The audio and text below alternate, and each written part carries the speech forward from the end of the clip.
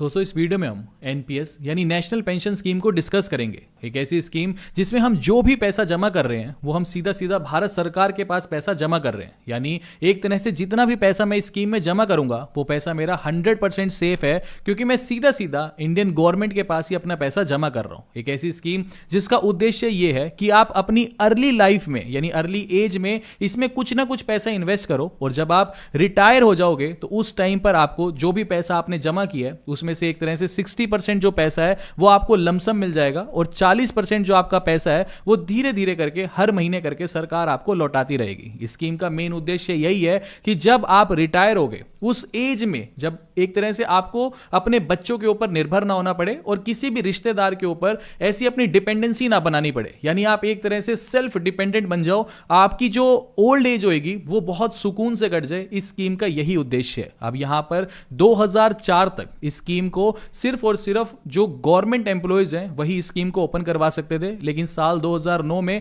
सरकार ने इस स्कीम को सबके लिए ओपन कर दिया। यानी भारत का कोई भी नागरिक आज की डेट में इस स्कीम के लिए इस स्कीम के अंदर इन्वेस्ट कर सकता है। अब इस स्कीम के हर एक चीज को हम देखेंगे कि कैसे इसके अंदर हम टैक्स बचा सकते हैं। देखो सबसे अच्छी चीज इस स्कीम की ये है कि अगर मैं यहां पे एनपीएस लिखता हूं ना, तो इस स्कीम में मैं धीरे धीरे करके जब मैं यंग एज में हूं मैं अपना यहां पे पैसा इन्वेस्ट करता जाऊंगा, और जब मैं रिटायर हो जाऊंगा तो मुझे पैसा मिलेगा एक तो बहुत सारा इकट्ठा, क्योंकि मेरा पैसा काफी ग्रो हो चुका होगा, साथ साथ हर महीने मुझे कुछ ना कुछ पैसा मिलता रहेगा, और साथ में जो मैं पैसा यंग एज में इसके अंदर इन्वेस्ट करूंगा ना उसके ऊपर भी मुझे टैक्स रिबेट मिलेगी। तो सारी चीजें एनपीएस से रिलेटेड इस वीडियो में हम डिस्कस करेंगे। भाई कितनी टैक्स रिबेट मिलेगी, एनपीएस कैलकुलेटर को हम डिस्कस करेंगे कि मैं अगर इतना पैसा डालता हूं तो मुझे रिटायरमेंट पे इतना पैसा मिलेगा और हर महीने सरकार से मुझे इतना पैसा मिलता रहेगा। तो एक एक चीज इस वीडियो में हम डिस्कस करेंगे। बस आप वीडियो के अंत तक बने रहिए ताकि आपको एनपीएस से रिलेटेड हर एक चीज एक तरह से क्रिस्टल क्लियर होती चली जाए। अब यहां पे एनपीएस अभी तक जो हमने देखा वो ये है कि आज मान लो, अगर देखो पहले क्या होता था कि जिसकी भी एज 18 साल से लेके 65 साल के बीच में होती थी ना, वो एनपीएस को खुलवा सकता था। ठीक है जी, और एनपीएस को एक्सटेंड कर सकता था 70 साल की एज तक। जैसे उदाहरण के तौर पे मान लो किसी 18 साल के व्यक्ति ने एनपीएस अकाउंट खोला, ठीक है जी, वो पैसा डालता गया, मान लो वो 60 साल की उम्र में रिटायर हो जाता है, तो 60 साल में जैसे ही वो रिटायर होता है वो अपना सारा पैसा सरकार से वापस ले सकता है। ठीक है जी, लेकिन अगर मान लो वो 65 में रिटायर होता है तो उसे 65 में पैसा वापस मिल जाएगा। तो ऐसे करके अगर मान लो 65 से भी वो 66 का हो जाता है, लेकिन वो कहता है कि मुझे अभी भी एनपीएस में पैसा डालना है, कोई दिक्कत नहीं है मुझे, मैं अभी भी डालूंगा, तो ऐसे करके वो पहले 70 साल तक एनपीएस को एक्सटेंड कर सकता था। लेकिन अब इस लिमिट को भी सरकार ने बढ़ा दिया। अब सरकार ने क्या कर दिया, सरकार कहती है कि 18 साल से लेके 70 साल के बीच जिसकी भी उम्र है, ठीक है, वो इस एनपीएस अकाउंट को खुलवा सकता है और एनपीएस अकाउंट को 75 साल तक एक्सटेंड कर सकता है। अब इसका मतलब क्या है कि अगर मान लो कोई 18 साल का बच्चा एनपीएस अकाउंट को खुलवाता है, ठीक है जी, अब मान लो वो 60 साल की उम्र में रिटायर हुआ, तो 60 साल में जब रिटायर होगा तो अपना पैसा सरकार से वापस ले सकता है जितना भी उसने जमा किया है, और अगर वो एक्सटेंड करना चाहे तो ज्यादा से ज्यादा 75 साल तक अपने एनपीएस अकाउंट को एक्सटेंड कर सकता है। इसके अलावा एनपीएस जो होता है ना वो 2 अकाउंट होते हैं। ठीक है, अगर मैं एनपीएस की बात करूं तो ये 2 अकाउंट्स को मिला के बनता है। पहला है आपका टीयर 1 अकाउंट और दूसरा है आपका टीयर 2 अकाउंट। अब ये टीयर 1 अकाउंट क्या होता है, टीयर 2 अकाउंट क्या होता है, ये मैं आपको भी आगे बताऊंगा। सबसे पहले आप ये देख लो कि एनपीएस के अंदर मुझे टैक्स बेनिफिट्स क्या मिलते हैं। देखो एक होता है हमारा सेक्शन 80C, एक मिनट में इसको हटा देता हूं। एक हमारा होता है सेक्शन 80C। 80C ये बोलते हैं, जैसे 80C के अंदर ना अलग अलग प्रोडक्ट्स होते हैं, ठीक है, जैसे आपका पीपीएफ हो गया, सुकन्या समृद्धि योजना हो गया, होम लोन की जो आप प्रिंसिपल रीपेमेंट करते हो, तो ऐसे करके काफी, जैसे 5 ईयर एफडी हो गई, ये सारे जो आपको प्रोडक्ट दिख रहे हैं ना ये आपके सेक्शन 80C के अंदर आते हैं। इनमें आप अगर कुछ भी पैसा इन्वेस्ट करते हो तो आपको 1.5 लाख रुपए की टैक्स रिबेट मिल जाती है। ठीक है जी, अब एनपीएस में क्या फायदा है, एनपीएस में सरकार ये बोलती है कि पहली चीज एनपीएस सेक्शन 80C का पार्ट नहीं है, 80C के सब सेक्शन का पार्ट है जिसका नाम है सेक्शन 80CCD1। ठीक है, इसके तहत आपको 1.5 लाख रुपए की टैक्स रिबेट तो एनपीएस में मिलेगी ही मिलेगी। साथ में सेक्शन 80CCD1B के तहत आपको 50,000 रुपए की एक्स्ट्रा टैक्स रिबेट मिलेगी, और सेक्शन 80CCD2 के तहत आपका जो एम्प्लॉयर है, देखो जो एनपीएस होता है ना उसमें आप तो पैसा डालते ही डालते हो, साथ में आपकी जो कंपनी है ना वो भी पैसा डालती है। मान लो अगर आप कहीं जॉब कर रहे हो तो आप अपनी सैलरी में से तो इसमें कुछ ना कुछ पैसा डालोगे ही, साथ में जो आपकी कंपनी है वो भी इसमें कंट्रीब्यूट कर देती है, यानी कुछ कुछ कंपनीज कंट्रीब्यूट करती हैं एनपीएस के अंदर। तो जो कंपनी कंट्रीब्यूट कर रही है ना उसमें भी 10% ऑफ योर बेसिक सैलरी तक आप यहाँ पे टैक्स बचा सकते हो। मान लो कि किसी की बेसिक सैलरी 50,000 रुपए, तो वो 5,000 रुपए हर महीने यानी साल के हो गए 60,000 रुपए, तो ये और एक्स्ट्रा बचा लेगा। तो यहाँ पे आप एक तरह से 2 लाख रुपए तो बचा ही पाओगे, साथ में अगर आप कहीं पे जॉब कर रहे हो तो और ज्यादा टैक्स आप बचा सकते हो। कहने का मतलब ये है कि अगर मान लो मैं नॉर्मल सेक्शन 80C के अंडर कोई भी स्कीम उठाता हूं तो मैं ज्यादा से ज्यादा 1.5 लाख रुपए का टैक्स रिबेट ले सकता हूं, ठीक है जी। लेकिन अगर मैं एनपीएस में अपना पैसा डालता हूं तो इस केस में मैं यहां पे 2 लाख से भी ज्यादा का टैक्स बचा सकता हूं। तो ये बहुत शानदार स्कीम है एनपीएस, इसमें हमें टैक्स रिबेट बहुत अच्छी मिल जाती है। अच्छा जी, इसके बाद आगे सवाल आता है कि एनपीएस की अगर मैं बात करूं तो एनपीएस को रेगुलेट कौन करता है। पता लगे भाई मैं आज 18 साल का हूं, मैं इसमें कुछ पैसा डाल रहा हूं, धीरे धीरे करके जब मैं 60 साल तक पहुंचूंगा और अता पता ही नहीं है भाई एनपीएस को रेगुलेट कौन करता है। देखो, जैसे बैंकों को आरबीआई रेगुलेट करता है, ऐसे ही स्टॉक मार्केट को सेबी रेगुलेट करता है, ऐसे ही एनपीएस को पीएफआरडीए यानी pension fund regulatory and development authority इसको रेगुलेट करती है। यानी ये पूरी सरकारी बॉडी है जो एनपीएस अकाउंट है इसकी देखरेख करती है। अब ये जो पीएफआरडीए है ये बोलता है कि जैसे ही आप एनपीएस के लिए अप्लाई करोगे, अब एनपीएस के लिए आप कहीं से भी अप्लाई कर सकते हो, चाहे तो आप सरकारी बैंकों से अप्लाई कर लो, चाहे प्राइवेट बैंक से अप्लाई कर लो, चाहे पोस्ट ऑफिस में जाके एनपीएस खुलवा लो, आप कहीं से भी एनपीएस खुलवा सकते हो। ये जो बैंक होते हैं या पोस्ट ऑफिस है ये थर्ड पार्टी का काम करते हैं, अकाउंट आपका भारत सरकार के पास ही खुल रहा है। तो इस चीज से बिल्कुल मत डरना कि भाई प्राइवेट बैंक में खोलूंगा, कल को प्राइवेट बैंक भाग गए तो कहीं मेरा पैसा तो नहीं डूब जाएगा, ऐसा कुछ नहीं है। आप कहीं मर्जी एनपीएस अकाउंट खुलवा लो, बस बैंक जो है थर्ड पार्टी का ही काम कर रहे हैं, ठीक है जी। अब मान लो आपने एसबीआई में जाकर के एक एनपीएस अकाउंट खुलवा लिया, ठीक है जी, एसबीआई में एनपीएस खोला, तो जैसे ही एनपीएस खुलेगा आपको पीआरएएन नंबर मिल जाएगा। ये एक यूनिक नंबर होएगा, ठीक है, प्रैन नंबर होता है, यानी आपका परमानेंट रिटायरमेंट अकाउंट नंबर। ये यूनिक नंबर है, ये बोलता है कि आप लाइफ टाइम सिर्फ एक ही एनपीएस अकाउंट खुलवा सकते हो। आप ऐसा नहीं कह सकते कि मैं एसबीआई में एक एनपीएस अकाउंट खुलवा लेता हूं, फिर उसके बाद मैं आईसीआईसीआई बैंक में जाकर के एक एनपीएस अकाउंट खोल लूंगा। मल्टीपल एनपीएस अकाउंट खोलना आपको अलाउड नहीं है, ठीक है जी। तो ये सारी की सारी चीजें थी, इसके अंदर और कुछ भी नहीं बचा, ठीक है। अब आगे बढ़ते हैं। अब इसके बाद अगली चीज आती है, मैंने आपको बताया था कि एनपीएस अकाउंट 2 तरह से खुलते हैं। पहला होता है टीयर 1 अकाउंट और दूसरा होता है टीयर 2 अकाउंट, ठीक है जी। सबसे इंपॉर्टेंट जो है वो टीयर 1 अकाउंट ही है। टीयर 2 यानी कहने का मतलब जब आप एनपीएस खोलोगे तो आपका टीयर 1 अकाउंट ही खुलेगा। अब टीयर 1 अकाउंट के साथ साथ अगर आप चाहो तो टीयर 2 अकाउंट भी खोल सकते हो, जो हम अपनी रिटायरमेंट के लिए पैसा जमा कर रहे हैं, या फिर अगर मान लो मैं हर साल 1.5 लाख रुपए या 2-2 लाख रुपए एनपीएस में डाल रहा हूं, लेट सपोज, तो ये सारा का सारा पैसा मेरा टीयर 1 अकाउंट में ही जमा हो रहा है। टीयर 2 अकाउंट तो एक तरह से एडिशनल अकाउंट है, यानी एनपीएस ये बोलता है कि आप अपनी रिटायरमेंट के लिए जो पैसा इकट्ठा कर रहे हो ना टीयर 1 अकाउंट में, उसके साथ साथ टीयर 2 अकाउंट भी खोल लो। टीयर 2 अकाउंट का उद्देश्य ये है कि यहां पे आप अपनी मर्जी से कभी भी पैसा डाल सकते हो और कभी भी पैसा निकाल सकते हो। यानी आप कहीं पे भी, मान लो आपको म्यूचुअल फंड में इन्वेस्टमेंट करनी है तो एनपीएस कहता है भाई ये ग्रो ऐप, XYZ, अपस्टॉक वर्कस्टॉक, जो भी XYZ फलाना ढिमकड़ा, जो भी ऐप्स हैं, इनके चक्रों में क्यों पड़ रहे हो। आप हमारे ही प्लेटफॉर्म को यूज करो, इसी प्लेटफॉर्म को यूज करके अपनी इन्वेस्टमेंट करो, चाहे डेट फंड में करो, चाहे इक्विटी में करो, कहीं मर्जी इन्वेस्टमेंट करो, पैसा डालो, पैसा निकालो।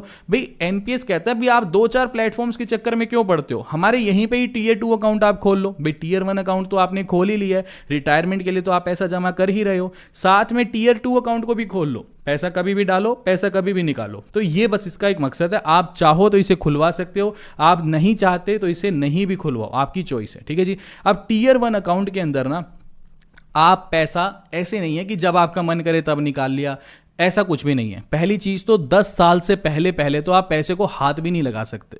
10 साल के बाद भी आप जो है 25% पैसे को ही विड्रॉ कर सकते हो, सिर्फ 25% पैसा, वो भी जो आपने कंट्रीब्यूट किया है। अगर मान लो आपका एम्प्लॉयर जो है, आपकी कंपनी भी अगर इसके अंदर कंट्रीब्यूट करती है ना, तो वो वाला पैसा तो आप छू नहीं सकते। जो आपने पैसा डाला है उसका भी सिर्फ 25% ही आप निकलवा सकते हो। और लाइफ टाइम, यानी मान लो किसी ने 18 साल की उम्र में ये एनपीएस अकाउंट खोल लिया, तो 18 साल से लेके जब तक वो मान लो 60 साल में रिटायर होएगा, तो इस पूरे ड्यूरेशन के टाइम ज्यादा से ज्यादा आप 3 बार ही इस एनपीएस में से पार्शियल विड्रॉ या फिर समय से पहले जिसे हम कहते हैं, वो आप पैसा निकाल सकते हो। और उसकी भी कंडीशन ये है कि अगर मान लो आपकी केस मतलब फैमिली के अंदर या तो कोई ना कोई क्रिटिकल इलनेस आ गई है या किसी को हायर स्टडी के लिए पैसा चाहिए, सिर्फ उसी केस में आप एनपीएस में से एक तरह से समय से पहले आप इसमें से कुछ ना कुछ पैसा निकाल सकते हो, ठीक है जी। अच्छा, इसके बाद आगे बात करते हैं कि ये जो टियर 1 अकाउंट है, ठीक है,